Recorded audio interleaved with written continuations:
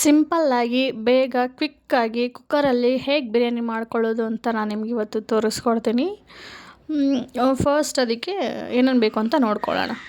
So ನಾನಿಲ್ಲಿ ತೊಗೊಂಡಿದ್ದೀನಿ ಅರ್ಧ ತೆಂಗಿನಕಾಯಿ, 7 ಹಸಿಮೆಣ್ಸಿನ್ಕಾಯಿ, ಶುಂಠಿ, ಬೆಳ್ಳುಳ್ಳಿ, 2 ಟೊಮ್ಯಾಟೊ, 1/4 ಲೀಟ್ರ್ ಮೊಸರು, 2 ಈರುಳ್ಳಿನ ಉದ್ದುದಕ್ಕೆ ಕಟ್ ಮಾಡಿ ಇಟ್ಕೊಂಡಿದ್ದೀನಿ.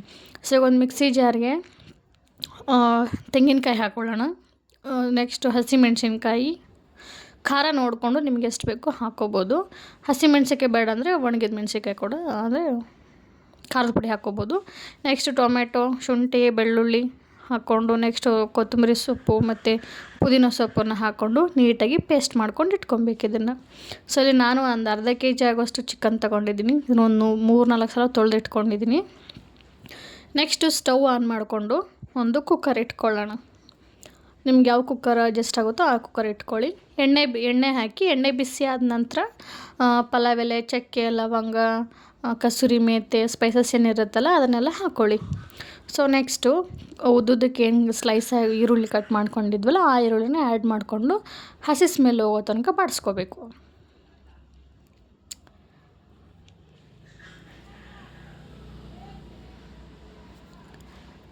ನೀಟಾಗಿ ಎಣ್ಣೆಯಲ್ಲಿ ಫ್ರೈ ಆಗಬೇಕು. ಈರುಳ್ಳಿ ಹಸಿ ಸ್ಮೆಲ್ ಹೋಗಬೇಕು. ನೋಡಿ ಈ ಥರ ಆದರೆ ಅದು ಸ್ಮೆಲ್ ಹೋಗಿದೆ ಅಂತ ಅರ್ಥ. ಸೊ ಇದಕ್ಕೆ ನೆಕ್ಸ್ಟು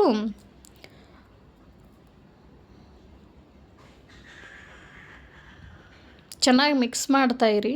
ಸೊ ನೆಕ್ಸ್ಟ್ ಇದಕ್ಕೆ ತೊಳೆದಿಟ್ಟಿರೋಂಥ ಚಿಕನ್ನ ಆ್ಯಡ್ ಮಾಡಿಕೊಂಡು ಚೆನ್ನಾಗಿ ಮಿಕ್ಸ್ ಮಾಡ್ಕೋಬೇಕು.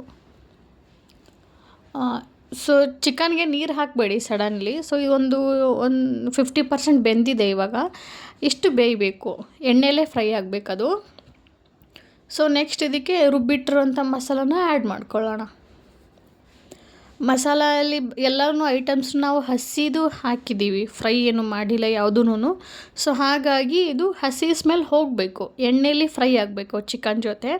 ಸೊ ಕಂಪ್ಲೀಟ್ ಹಸಿ ಸ್ಮೆಲ್ ಹೋದಾಗ ಟೇಸ್ಟ್ ಏನಿರುತ್ತೆ ಚೆನ್ನಾಗಿ ಬರುತ್ತೆ. ಇಲ್ಲಾಂದರೆ ಎಲ್ಲ ಹಸಿ ಥರ ಅನ್ನಿಸ್ತಿರುತ್ತೆ. ಸೊ ಇದಕ್ಕೆ ಈಗ ಸ್ವಲ್ಪ ಮೊಸರು ಹಾಕ್ಕೊಳ್ಳೋಣ. ಆವಾಗಲೇ ಮೊಸರು ತೋರಿಸಿದ್ನಲ್ವ. ಸೊ ಈ ಮಸಾಲೆ ಜೊತೆಗೂ ಸ್ವಲ್ಪ ಮೊಸರು ಹಾಕ್ಕೊಂಡು ಇನ್ನೊಂದು ಸತಿ ನೀಟಾಗಿ ಮಿಕ್ಸ್ ಮಾಡಿಕೊಂಡು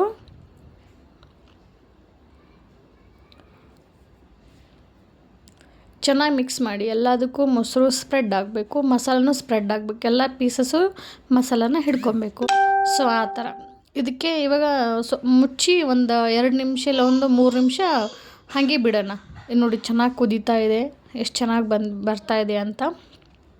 ಸೊ ಇದಾಗಲೇ ಒಂದು 70% ಬೆಂದ್ಬಿಟ್ಟಿದೆ ಚಿಕನ್ನು. ಸೊ ಅದಕ್ಕೆ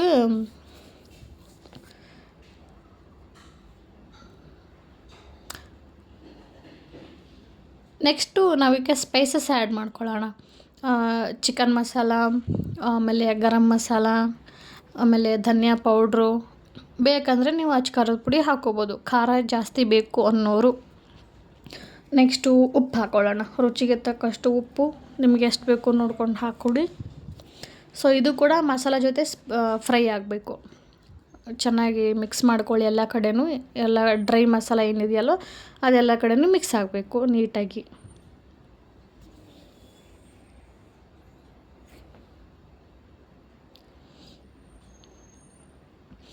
ನೋಡ್ತಿರ್ಬೋದು ಚೆನ್ನಾಗಿ ಕುದೀತಾ ಇದೆ ಮಸಾಲ ಮಾತ್ರ. ಸೊ ಇದಕ್ಕೆ ತೊಳೆದಿಟ್ಟಿರೋಂಥ ಅಕ್ಕಿನ ಆ್ಯಡ್ ಮಾಡ್ಕೊಳ್ಳೋಣ. ನಿಮಗೆ ಅಕ್ಕಿ ಎಷ್ಟು ಬೇಕಾಗುತ್ತೆ ಅಂತ ನೋಡಿಕೊಂಡು ಅಕ್ಕಿ ಹಾಕ್ಕೊಳ್ಳಿ. ಅಕ್ಕಿ ಎಷ್ಟು ತೊಗೊಂಡಿರ್ತೀವಿ, ಎಷ್ಟು ಗ್ಲಾಸ್ ತೊಗೊಂಡಿರ್ತೀವಿ ಅದ್ರ ಡಬಲ್ಲು ನೀರು ಹಾಕಬೇಕು. ಸೊ ಈಗ ನೆಕ್ಸ್ಟು ಇದನ್ನು ಕುದಿಯೋಕ್ಕೆ ಬಿಡೋದಕ್ಕೋಸ್ಕರ ನಾನು ಮೇಲ್ಗಡೆ ಕೊತ್ತಂಬರಿ ಸೊಪ್ಪು ಮತ್ತು ಪುದೀನ ಮತ್ತು ಒಂದು ಅರ್ಧ ಹೋಳು ನಿಂಬೆಹಣ್ಣು ಹಿಂಡಿ ಅದನ್ನು ಕುಕ್ಕರ್ ಕ್ಲೋಸ್ ಮಾಡಿ ಕುದಿಯೋಕ್ಕೆ ಬಿಡಬೇಕು. ಸೊ ಇನ್ನೊಂದು ಸತಿ ನೀಟಾಗಿ ಮಿಕ್ಸ್ ಮಾಡ್ಕೊಳ್ಳೋಣ. ಅಂದರೆ ನಿಂಬೆ ರಸ ಹಾಕಿದ್ದೀವಲ್ವ, ಸೊ ಎಲ್ಲ ಕಡೆನೂ ನೀಟಾಗಿ ನಿಂಬೆ ರಸ ಸ್ಪ್ರೆಡ್ ಆಗಲಿ. ಸೊ ಅದಾದಮೇಲೆ ಕುಕ್ಕರ್ ಕ್ಯಾಪ್ನ ಹಾಕಿ ನಾನು 2 ವಿಸಿಲ್ ಕೂಗಿಸ್ತೀನಿ. ನೀವು ಎಷ್ಟು ವಿಸಿಲ್ ಕೂಗಿಸ್ತೀರ ನೋಡಿ. 2 ವಿಸಿಲ್ ಕೂಗಿಸಿದ್ರೆ ಬಿರಿಯಾನಿ ಸಿಂಪಲ್ಲಾಗಿ ಬೇಗನೆ ಕುಕ್ಕರಲ್ಲಿ ರೆಡಿ ಮಾಡ್ಕೋಬೋದು. ನೋಡ್ತಾ ಇರ್ಬೋದು ಎಷ್ಟು ಚೆನ್ನಾಗಿ ಬೆಂದಿದೆ ಪೀಸ್ ಮತ್ತು ಅನ್ನ ಅಂತ ಬಿರಿಯಾನಿ. ಸೊ ಫೈನಲಾಗಿ ನಾನು ನೆಕ್ಸ್ಟ್ ವಿಡಿಯೋದಲ್ಲಿ ಸಿಗ್ತೀನಿ. ಬಾಯ್.